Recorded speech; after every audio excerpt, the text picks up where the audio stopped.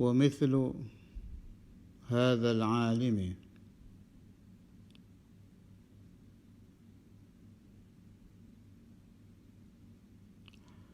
وإن صرف الناس عن الدنيا بلسانه ومقاله فهو داع لهم إليها بأعماله وأحواله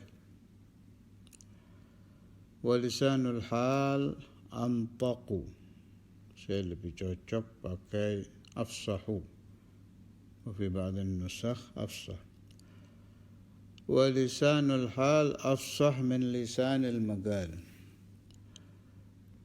وطباع الناس إلى المساعدة في الأعمال أميل منها إلى المتابعة في الأقوال.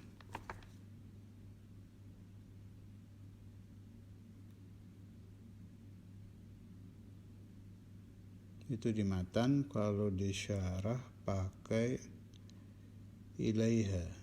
Nah ini lebih enak ini. Wa tiba'un nasi ilal musa'adati fil a'mali amyalu ilaiha minal mutaba'ati fil aqwal.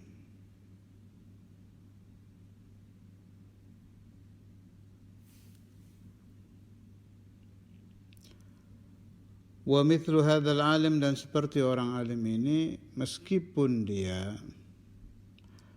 memalingkan manusia dari cinta dunia bilisaneh dengan ucapannya, wa maqaleh, dan perkataannya, fahuwa da'in lahum, tapi dia mengajak manusia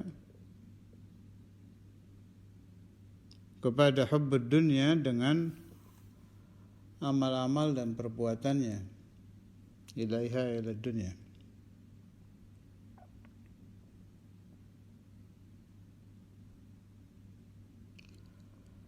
Wa lisanul hal afsahu min lisanil maqal. Lisanul hal itu lebih fasih daripada lisanul maqal.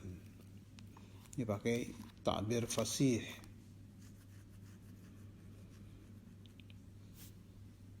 Itu memang watak manusia seperti itu. Wa tiba'un nas, dan watak manusia ilal musa'adah, sa'adah muawanah, saling tolong menolong. Kalau bahasa yang lebih gampang untuk difaham, watak manusia itu seperti magnet, saling tarik menarik. Orang-orang sufi mengatakan arba'ina yauman, 40 hari. Siapa kumpul dengan seseorang 40 hari, in khairan fa khairun wa in syarran fa syarrun.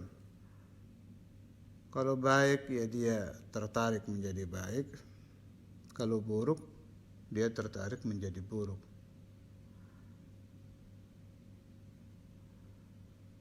Paham saya begini,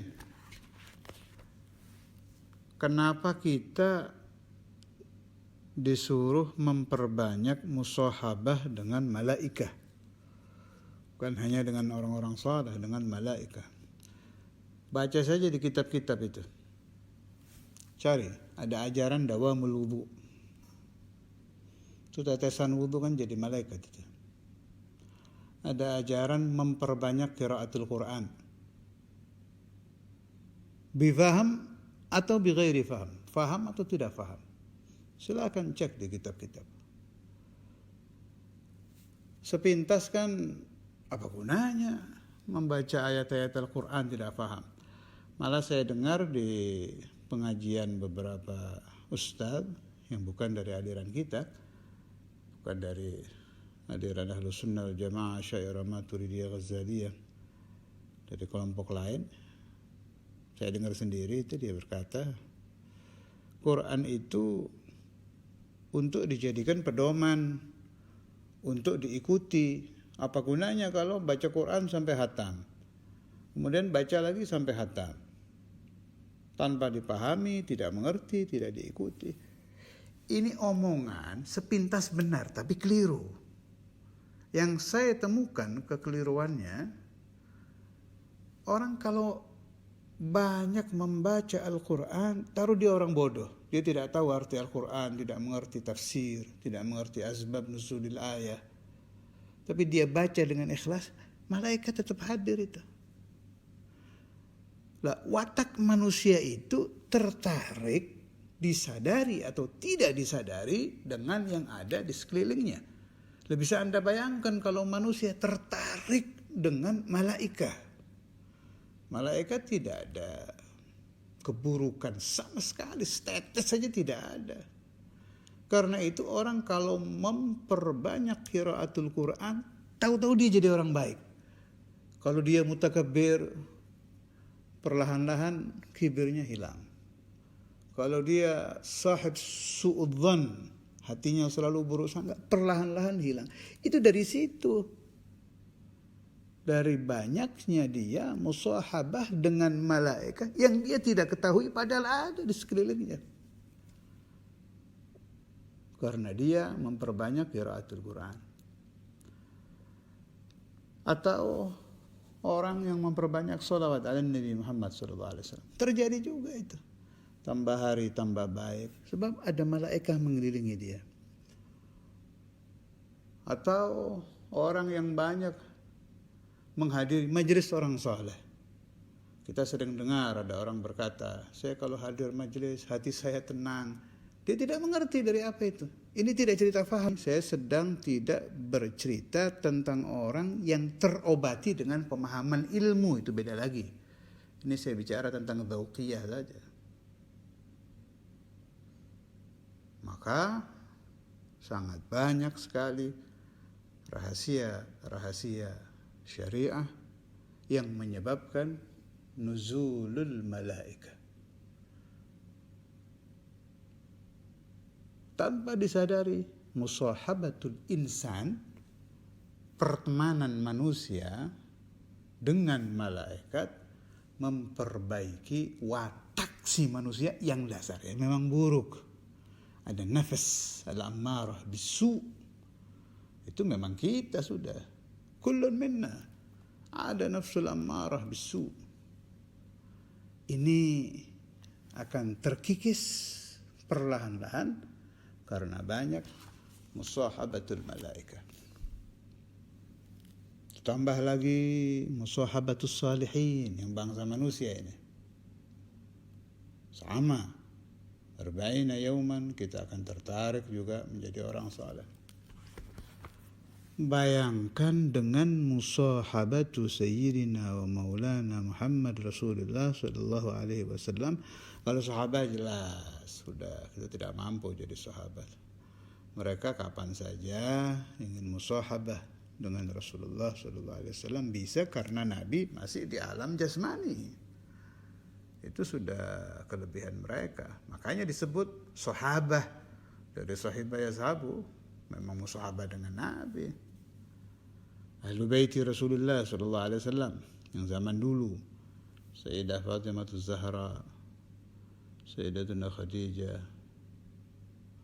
azwaju Rasulullah sallallahu alaihi wasallam, Sayyidina Al-Hasan, Sayyidina Al-Husain. Mereka musahabah dengan Rasulullah sallallahu alaihi wasallam, kapan saja mereka mau mereka bisa. Itu fadluhum. Ini yang untuk kita mengenal ada mahallul qiyam. Limadha naqum? Karena meskipun kita tidak melihat, juga tidak merasakan, karena kita ahlul hijab, kita beriman dengan ajaran kaum sufi bahwa Rasul sallallahu alaihi wasallam hadir di mahallul qiyam. Ini musahabah lagi nih. Ruh kita berdekatan dengan Rasulullah sallallahu alaihi wasallam. Meskipun kita tidak terasa. Perbaikan lagi. Nafsu ammarah bisu yang ada di kita terkikis lagi. Karena itu jangan Anda remehkan ajaran syariah Nabi Muhammad sallallahu alaihi wasallam meskipun Anda anggap itu masalah remeh, biasa, kecil, karena di situ pasti ada rahasia syariah. Kalau itu baik, ada hudurul malaika. Bahkan tadi sudah saya katakan, seperti mahallul qiyam ada hudur Sayyidina Maulana Rasulullah sallallahu alaihi wasallam. Ada hudur arwah orang-orang saleh. Saya ingat dulu Syekhuna Abu Yahya itu waktu saya dengan kakak saya Habib Muhammad bin Faqih berkunjung ke rumah Syekhuna Abu Yahya. Kemudian saya ingat Buya itu sempat berbicara dengan Habib Muhammad. Waktu itu Habib Muhammad ingin bisa bermimpi apa bertemu, lupa saya yang diminta beliau ke Buya itu. Pokoknya pembicaraan mengarah ke sana, bertemu dengan ibunya dan Sayyidina Maulana Al-Walid Habib Abdullah bin Abdul Qadir Bilfi yang saat itu sudah wafat. Kata Buya, loh kita bicara begini ini, waktu itu sedang membahas fikih atau tasawuf, saya lupa. Kita bicara begini tuh mereka sudah datang katanya. Apa makna riwayat ini? Musahabah. Musahabatul arwah bil arwah. Menimbulkan apa musahabah ini? Syifa. Kesembuhan untuk nafsu kita yang memang ammarah bisu. Begitu juga menghadiri haul para wali. Lepas dari orang-orang saleh yang hadir di situ, pasti sahibul haulnya hadir, di hauli ya datang. Musahabah lagi. Yaumul Jum'ah, hari Jumat, ijtima'ul muslimin di masjid. Perhatikan syarat hadirnya arba'in. Disyaratkan salatul Jum'ah arba'in, 40. Ada apa? Ada rahasia apa di angka 40? Apabila berkumpul muslimin 40 orang, ada fihim waliyun lillahi mujabud da'wah. Ada wali yang doanya mustajab, hadir di situ. Perhatikan kata-kata mujabud da'wah. Wali itu hobinya mendoakan umat Islam. Itu sudah hobi itu. Hobinya wali-wali itu Allahumma arhamil muslimin, Allahumma aslih umat Sayyidina Muhammad. Itu hobi doa mereka itu. Gak ada wali egois mendoakan dirinya sendiri, tidak ada. Allahumma arham umat Sayyidina Muhammad, Allahumma aslih ulatul muslimin. Kita dekat. Tidak tahu yang sebelah mana ini si wali ini, tapi tiap 41 musahabah lagi. Alhasil, bila Anda laksanakan syariat Rasulullah SAW bisidq, tanpa Anda sadari, nafsu ammara Anda akan terobati sedikit demi sedikit. Ayu amr. Pelajari. Anda harus ala basirah. Kenapa? Syariat memerintahkan saya begini. Ada apa? Tidak mungkin iseng. Gak ada syariat iseng, gak ada. Fihi sir. Likulli amrin min awamiri Rasulullah sallallahu alaihi wasallam sir. Likulli amrin min awamirillah sir. Ada rahasia. Pelajari. Kenapa kok 40? Kenapa ada perintah wukuf bi Arafah? Sampai ditekankan al-hajju Arafah. Sebab di sana kumpul bukan hanya wali, al-aqtab wal abdal wal autad wal anjab. Itu asnaful awliya bi arwahihim hadir di situ. Sehingga dikatakan tidak ada, belum malaikat ini baru arwahul awliya. Bagi orang yang terbuka hijab dia akan tahu. Ada Sayyidina Al-Khadir di situ, ada Sayyidina Ilyas, ada malaikat tidak terhitung. Ada aulia dengan segala magamnya, ada kelompok wali ini. Al-ahya bi ajsadihim, wali-wali yang hidup ya dengan jasadnya. Kemudian al-arwah bi arwahihim. Nah, Anda kumpul di situ. Terobati nafsu ammarah kita. Karena itu siapa-siapa yang pulang dari haji, dia akan bersih kayaumi waladathu ummuh.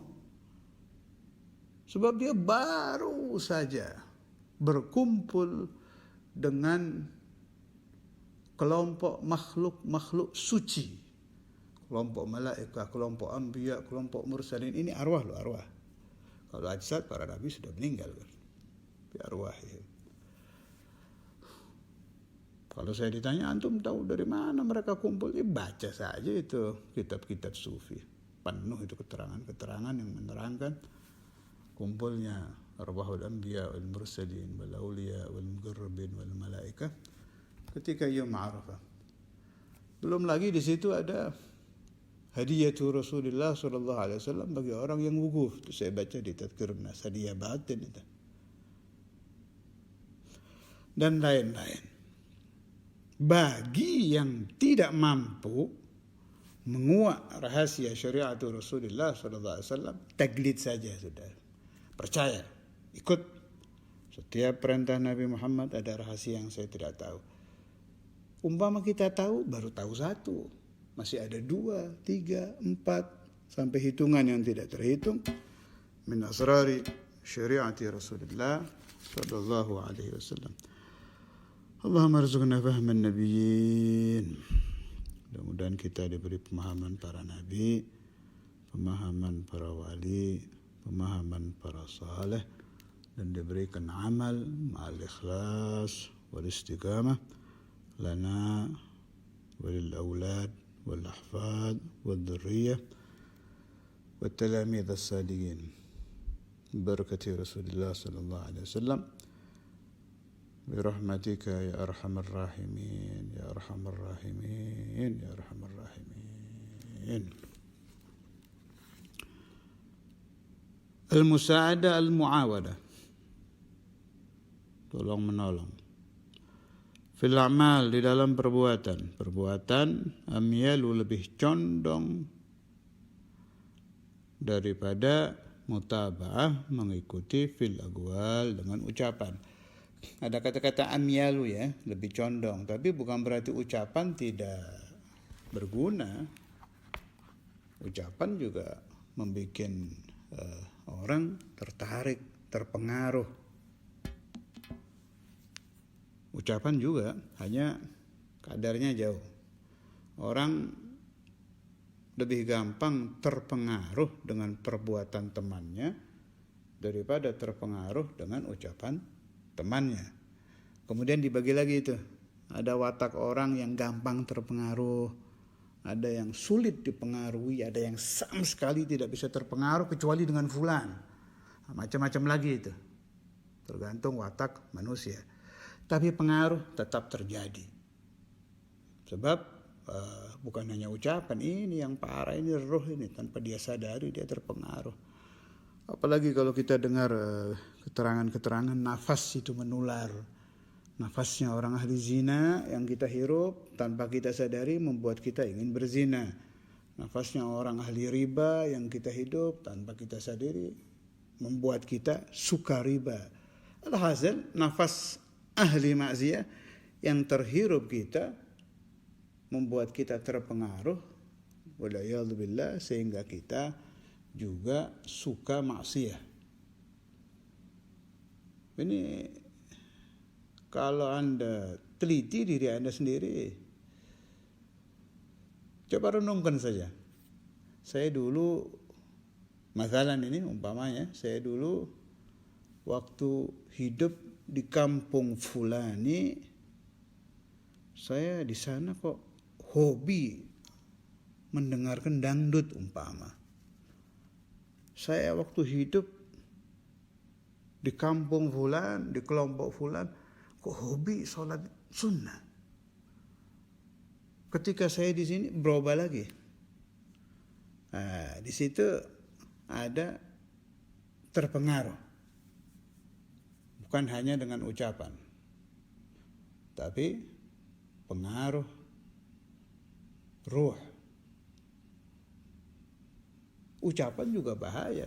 Ada kalau saya tidak salah ingat di bukunya Bung Karno itu, kalau nggak salah beliau kasih judul Kekuasaan Kerongkongan. Nama buku beliau Di Bawah Bendera Revolusi. Situ diceritakan bahayanya ucapan yang diucapkan penceramah, sehingga kalau saya tidak salah ingat di situ sampai ucapan itu bisa menggagalkan perang. Kalau orang pandai mengolah, ketika dia ceramah menerangkan tentang kehidupan, cinta antar bangsa dan lain-lain, bisa membuat orang yang mau perang bisa tidak jadi itu gara-gara ucapan. Di hadis juga ada kan, qala Rasulullah sallallahu alaihi wasallam, inna minal bayani lasihra. Itu yang dimaksud Nabi itu, sebagian dari keterangan ada sihir. Apa itu sihir? Orang terpengaruh tanpa dia sadari gara-gara penjelasan. Tapi tetap derajat pengaruh dari ucapan di bawah pengaruh perbuatan. Kalau Anda tidak suka tahajud, yang sering saja lihat orang ahli tahajud nanti terpengaruh. Kalau Anda tidak suka puasa sunnah, yang sering lihat orang puasa sunnah nanti terpengaruh. Nggak usah ngomong, perhatikan saja. Oh, ini orang suka puasa. Anda lihat ada nur di muka-muka ahli puasa yang tidak didapati orang yang ibadah lain. Anda lihat orang yang suka hifzul Quran, ahli qiraat Quran, ada nur, ada cahaya di wajah-wajah mereka yang tidak didapat orang-orang yang ahlul ilm. Ini nanti terpengaruh ini.